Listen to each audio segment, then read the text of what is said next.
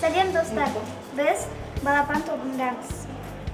Біз бүгін сұрақтар қоятын боламыз, адамдарға ендеше кеттік.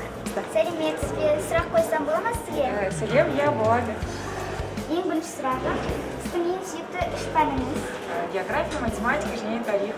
Екінші сұрағым, сізге офлайн оқыған немесе онлайн оқыған ұнай ма?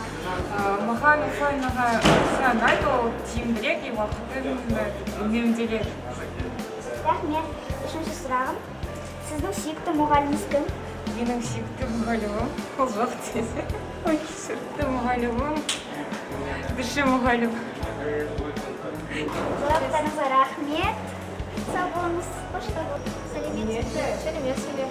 Сізге сұрақ қойсам бола ма? Әрине. Сіздің ең сүйікті пәніңіз?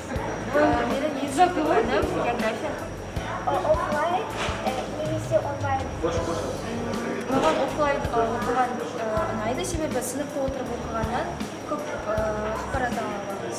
Жақсы. Сүйікті мұғаліміңіз? Сүйікті мұғалімім сынып жетекші. Саған математика сабақ ұнай ма? Жоқ, ұнамайды. Түсініксіз. Екі алғанда жылауыңыз ба? Екі алғанда Сіз мектепті жақсы көресіз бе? мектепті 50-де 50. Сәлеметсіз бе? Саламатсыз. Сізге бірнеше сұрақ қояйын ба? Бола ма? Я, конечно. Сізге математика сабағы ұнай ма? Я ұнайды.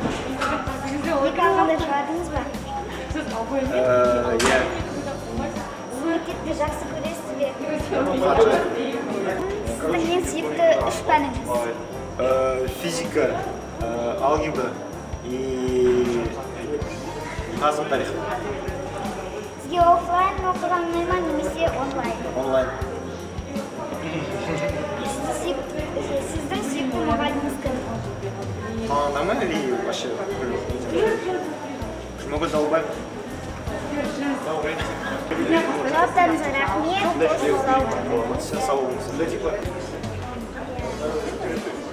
Жақынырақ отырыңыз.